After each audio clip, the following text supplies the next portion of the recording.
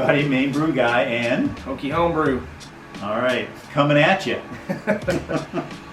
All right, we want to talk about the SJPorr Challenge, the 2020 SJPorr Challenge. We got SJ in the back here. We're watching his video. Hey, SJ.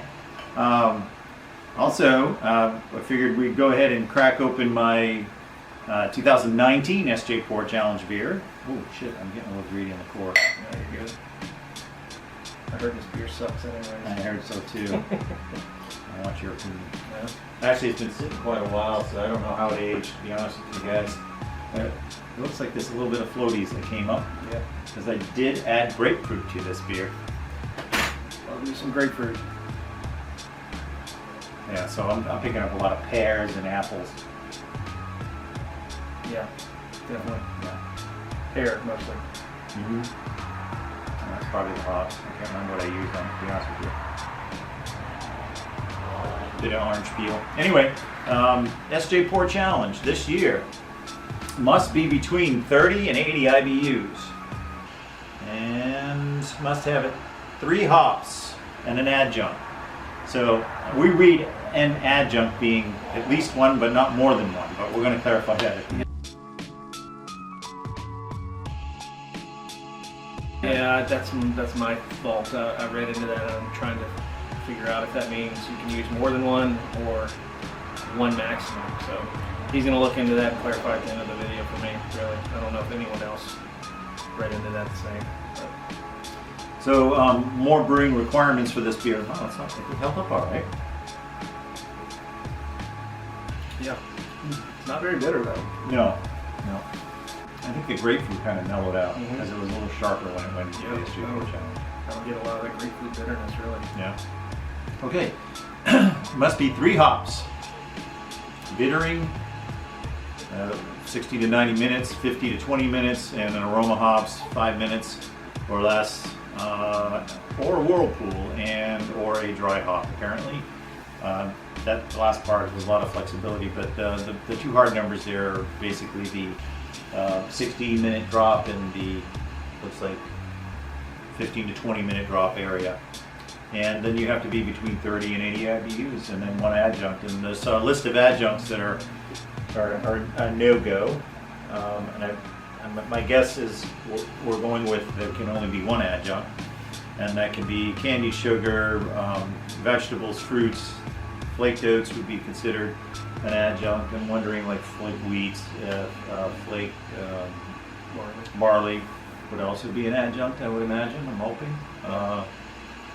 It might cause some confusion. Let's see, vanilla beans, spices, honey, coconut, cow nibs, nuts. Pretty straightforward, yeah. Yeah, and then he's got a list of unacceptables. So one question I would have is, like, extract is not acceptable. So could you, maybe you answer this right now, could you use fruit as your 1 adjunct, let's say apricot or something, and then also put in apricot extract can? No, it sounds like no. Okay. Sounds like extracts of any kind. And Just not allowed. Yeah, it looks like the fruit purees are out as well. Those canned purees.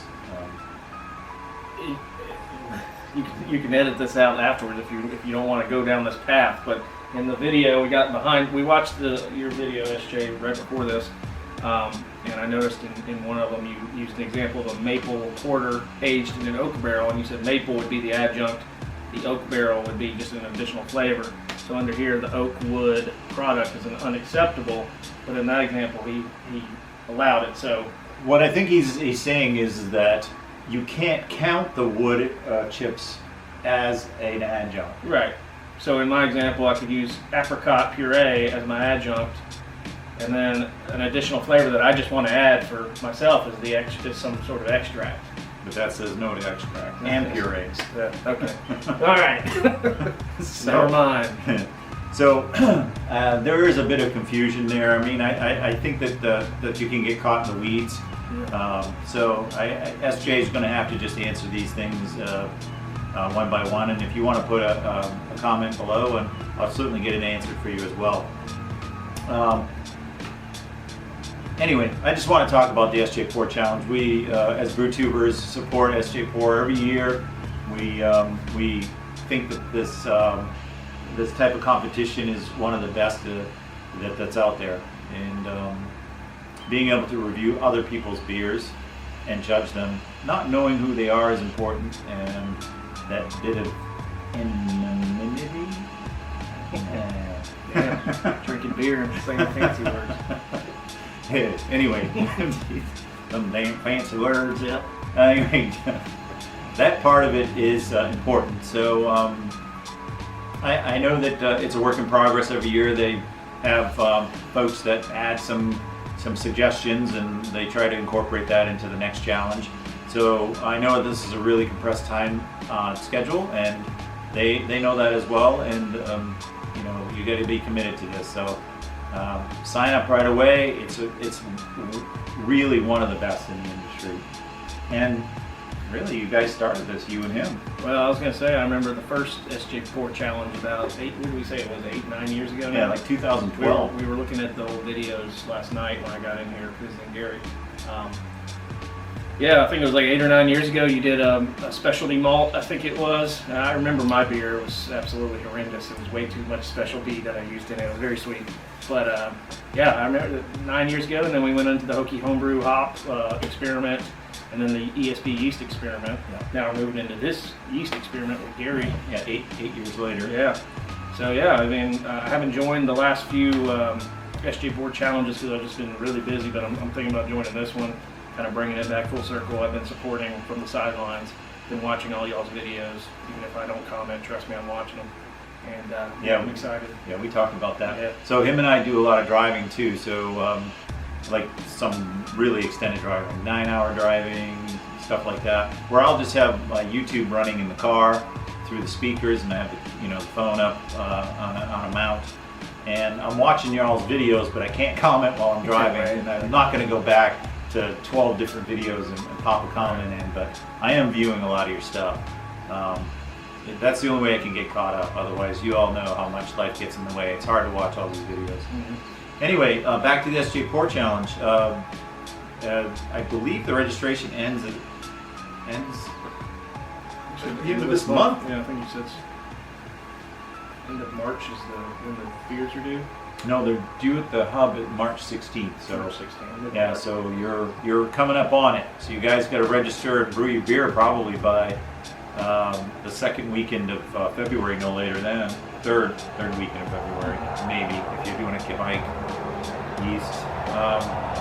So you got to go to the website, go to the sjporrchallenge.org, go to guidelines, and it'll list what you can and cannot do. Anything you want to add? That's it. I think the only question I had was about the clarification on the perishable. Yeah. Just because I'm running with some ideas on things that I might brew that would make a difference for me. I don't know if other people have the same question or not, but Yeah. getting clarification on that would be nice. Yeah. So we have a core diehard folks that always do the SJPorr challenge every year, but we're always looking for new people to try it out. The best way to see if your beers, look, if you do the the BJCP and you enter in a style, you may have a great beer, but it doesn't hit the style notes, so you get dinged for those things. The SJPorr challenge, we don't ding you for the. That's right. That's right. We got second place, I think, in regionals for our collab porter last year at NHC. I had to interject on that one. Yeah. Well, we didn't make it in finals, but anyway, we got up there. Yeah. But where was I going with this? I don't know. I interrupted you. I was just looking at the metal. I don't even know if they can see it in the frame. But yeah. Probably not. Yeah. No, you were talking about if you join a BJCP competition. Oh yeah, right. Yeah. So we do the BJCP. You may have a really great beer. People may like the beer. They're drinking it like, wow, this is a really pleasant beer, but it doesn't hit this, it doesn't hit that. It's too light, it's too dark, it's too sharp, whatever the case may be. But in the SJPorr challenge, it isn't really about that. It's about how the beer is overall. And then, is it carbonated properly? Is there any off flavors? How's the head retention? Is there a head? Those kinds of things. And really, when you're drinking a beer, those are the kind of things that matter. You don't want to be dinged and hammered on, style guidelines. So kind of like a People's Choice Awards. Yeah, type thing. yeah, Yeah, I like that. yeah. That's good. That's a good analogy. Yeah, that's what I'm thinking. When you're describing that, that's what I'm thinking. Yeah.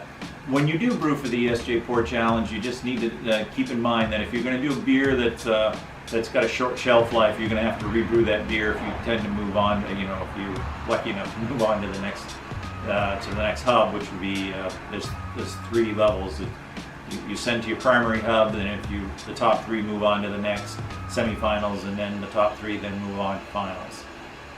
So just keep that in mind in your head, and the schedule is on the SJPorr site, so make sure you go there and look and make sure you can brew. But sign up, it's cheap. For $35, that includes your return shipping, and it's pretty no-brainer. It's pretty easy to sign up. It takes all but maybe 2-3 minutes, and you're in. And then you just need to figure out what you're going to brew. So get brewing. Brewing.